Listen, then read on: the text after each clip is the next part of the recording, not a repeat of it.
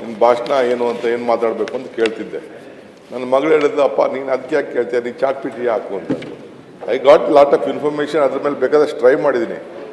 ಈಗ ನಾನು ಇದಕ್ಕೆ ಯಾವುದೋ ಎಲೆಕ್ಷನ್ ವಿಚಾರಕ್ಕೆ ಹೋಗಿದ್ದೆ, ನಾನು ಅಸ್ಸಾಂಗೆ. How to win Assam election ಅಂತ ಆಗ್ತದೆ, ಅವ್ರದ್ದೇ ಆದಂಥ ಒಂದು ರಿಪೋರ್ಟ್ ಬಂತು. ಅದ್ರ ಮೇಲೆ ನಾವು ಎಲೆಕ್ಷನ್ ಮಾಡೋಕ್ಕಾಗ್ತದ?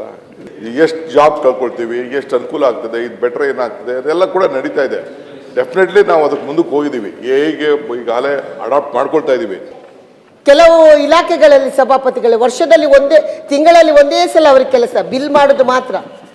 70-80 ಸಾವಿರ ಸ್ಯಾಲ್ರಿ ತಗೋತಾರೆ, ಅಷ್ಟೇ ಕೆಲಸ ಇರೋದು. ಇವತ್ತು ಆರ್ಟಿಫಿಷಿಯಲ್ ಇಂಟೆಲಿಜೆನ್ಸಿ ಬಂದಿದೆ, ಒಂದು ಜಾಕ್ ಮತ್ತು ಜೆಮಿನಿ ಅಂತ. ಇದನ್ನು ಯಾವಾಗ ಅಳವಡಿಸ್ತದೆ ಸರ್ಕಾರ ಅಂತ ನಾನು ಕೇಳಲಿಕ್ಕೆ ಇಚ್ಛೆ ಪಡ್ತೇನೆ. ಯಾಕೆಂದ್ರೆ ಅಲ್ಲ, ಒಂದೇ ನಿಮಿಷ ಸಭಾಪತಿಗಳು, ಈ ಇತ್ತೀಚೆಗೆ ಬಂದಂತ ಜಾಕ್ ಎನ್ನುವುದು ಎಷ್ಟು ಇಂಪ್ಲಿಮೆಂಟ್ ಮಾಡಿದೆ ಅಂತ ಹೇಳಿದ್ರೆ ಎಲ್ಲ ಭಾಷೆಯಲ್ಲಿ ಕೂಡ ಅದು ಉತ್ತರ ಕೊಡುತ್ತೆ. ನೀವು ಯಾವ ಕರ್ನಾಟಕ ಭಾಷೆ ಕನ್ನಡ ಹೇಳಿದ್ರು ಆಗುತ್ತೆ, ಮಂಗಳೂರು ಕನ್ನಡ, ಹುಬ್ಳಿ ಕನ್ನಡ, ಬೇರೆ ಬೇರೆ ಕನ್ನಡ ಭಾಷೆಯನ್ನು ಕೇಳಿದ್ರು ಕೂಡ ಉತ್ತರವನ್ನು ಕೊಡುವಂತದನ್ನ ಮಾಡುತ್ತೆ. ಇದು ಏನ್ ಮಾಡ್ಬೇಕು ಹೇಳಿ. ಅದನ್ನ ಆ ಸಾಫ್ಟ್ವೇರ್ ಅನ್ನು ಯಾವಾಗ ನೀವು ತರ್ತೀರಿ, ಇದರಿಂದ ಎಷ್ಟು ಉಳಿತಾಯ ಆಗುತ್ತೆ ನಮ್ಮ ಇದಕ್ಕೆ. ಉದಾಹರಣೆಗೆ ಕಂದಾಯ ಇಲಾಖೆಯಲ್ಲಿ ಯಾವಾಗ ಬರುತ್ತೆ? ಈಗ ಮೇಡಮ್ ಒಂದು ಭಾಳ ಪ್ರಮುಖವಾದ ಪ್ರಶ್ನೆ ಕೇಳ್ತದೆ. ನಾವು ಆಯಿತು, ಈಗ ಹೊಸ ಯುಗ ಆರ್ಟಿಫಿಷಿಯಲ್ ಇಂಟೆಲಿಜೆನ್ಸ್ಗೆ ಹೋಗ್ತಾ ಇದ್ದೀವಿ. ದೇಶದಲ್ಲೇ ಪ್ರಪಂಚದಲ್ಲೇ ದೊಡ್ಡ ಚರ್ಚೆ ನಡೀತಾ ಇದೆ. ನಾನು ದಾವಸ್ಗೆ ಹೋದಾಗೂ ಅಲ್ಲಿ ಬೇಕಾದಷ್ಟು ಚರ್ಚೆ ಇದ್ರ ಬಗ್ಗೆ ಬಂತು. ಮೊನ್ನೆ ಪ್ರೈಮ್ ಮಿನಿಸ್ಟರ್ ಕೂಡ ಡೆಲ್ಲಿಲಿ ಇದ್ರ ಬಗ್ಗೆ ಒಂದು ದೊಡ್ಡ ಕಾನ್ಕ್ಲೇವ್ ಕೂಡ ಮಾಡಿದ್ರು.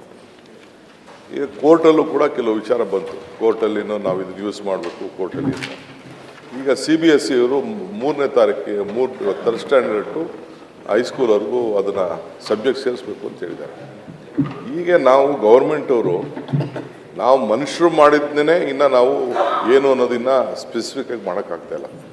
ಇದೆಲ್ಲ ದೊಡ್ಡ ರಿಸರ್ಚ್ ಆಗಬೇಕು. ಯಾವುದೇ ಆಗಲಿ ಗೌರ್ಮೆಂಟು ಯಾವುದಾದ್ರು ಒಂದು ತೀರ್ಮಾನ ತೆಗೆದುಕೊಳ್ಬೇಕಾದ್ರೆ, ಒಂದು ಡಾಕ್ಯುಮೆಂಟ್ ತೀರ್ಮಾನ ಮಾಡಬೇಕಾದ್ರೆ, ಒಂದು ಪ್ರಿಸ್ಕ್ರಿಪ್ಷನ್ ತೀರ್ಮಾನ ಮಾಡಬೇಕಾದ್ರೆ ಒಂದು ರಿಸರ್ಚ್ ಆಗಬೇಕು. ರಿಸರ್ಚ್ ಆಗದೆ ಇದ್ರ ಬಗ್ಗೆ ನಾವು ತೀರ್ಮಾನ ಮಾಡೋಕ್ಕಾಗಲ್ಲ.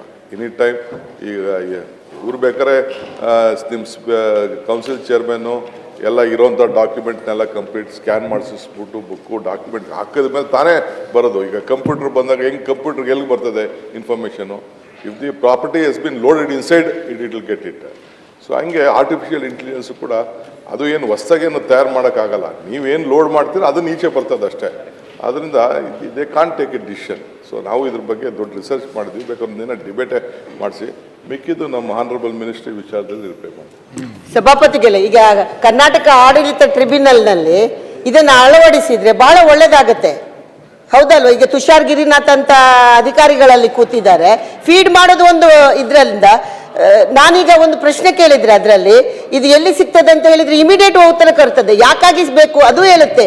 ನನಗೆ ಇದು ಯಾವ ಕಡೆ ಹೋದ್ರೆ ನನಗೆ ಉತ್ತಮ ಅದನ್ನು ಕೊಡುತ್ತೆ ಅದರಲ್ಲಿ. ಆದ್ರಿಂದ ಇದನ್ನು ದಯಮಾಡಿ ತಾವು ಒಂದು ಸಮಿತಿಯನ್ನು ಕೂಡ ರಚನೆ ಮಾಡಿ ಇದಕ್ಕೆ. ಯಾರೋ ನನಗೆ ಇದಕ್ಕೆ ನಿನ್ನ ಭಾಷಣ ಏನು ಅಂತ ಏನು ಮಾತಾಡಬೇಕು ಅಂತ ಕೇಳ್ತಿದ್ದೆ. ನನ್ನ ಮಗಳು ಹೇಳಿದ್ದು, ಅಪ್ಪ ನೀನು ಅದಕ್ಕೆ ಯಾಕೆ ಕೇಳ್ತೀಯ, ನೀನು ಚಾಟ್ ಪಿ ಟಿ ಹಾಕು ಅಂತ. I got lot of information, ಅದ್ರ ಮೇಲೆ ಬೇಕಾದಷ್ಟು ಟ್ರೈ ಮಾಡಿದ್ದೀನಿ. ಬಟ್ ಅಥೆಂಟಿಕೇಶನ್ ಇದೆಯಲ್ಲ, ಅದು ಭಾಳ ಹೆಚ್ಚು ಕಮ್ಮಿ ಆಗಿದೆ. ನೀವು ಜಸ್ಟ್ ಬೇಕಾದ್ರೆ ಒಂದು ರಿಸರ್ಚ್ ಮಾಡಲಿ, ಚೇರ್ಮನ್ರೇ ಇದ್ರ ಬಗ್ಗೆ ಒಂದು ರಿಸರ್ಚ್ ಮಾಡಲಿ. ಇಲ್ಲೇನು ಅಸೆಂಬ್ಲಿಲಿ ಡಿಬೇಟ್ಸ್ ಆಗಿದೆಯಲ್ಲ, ಇದನ್ನು ನೀವು ಲೋಡ್ ಮಾಡ್ದೇನೆ ನಿಮ್ಗೆ ಹೆಂಗೆ ಇನ್ಫಾರ್ಮೇಷನ್ ಈಚೆ ಬರ್ತದೆ?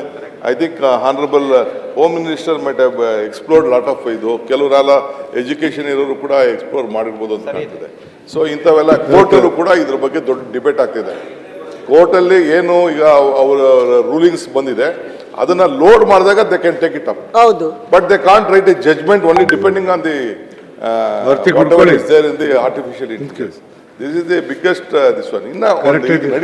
ಅಲ್ಲ ಸಭಾಪತಿಗಳೇ, ಈಗ ಮುಂದಕ್ಕೆ ಹೇಳ್ತೀನಲ್ಲ, ಇದು ಇಡೀ ಪ್ರಪಂಚದಲ್ಲಿ ಎಷ್ಟು ಜಾಬ್ ಕಳ್ಕೊಳ್ತೀವಿ, ಎಷ್ಟು ಅನುಕೂಲ ಆಗ್ತದೆ, ಇದು ಬೆಟ್ರ್ ಏನಾಗ್ತದೆ, ಅದೆಲ್ಲ ಕೂಡ ನಡೀತಾ ಇದೆ.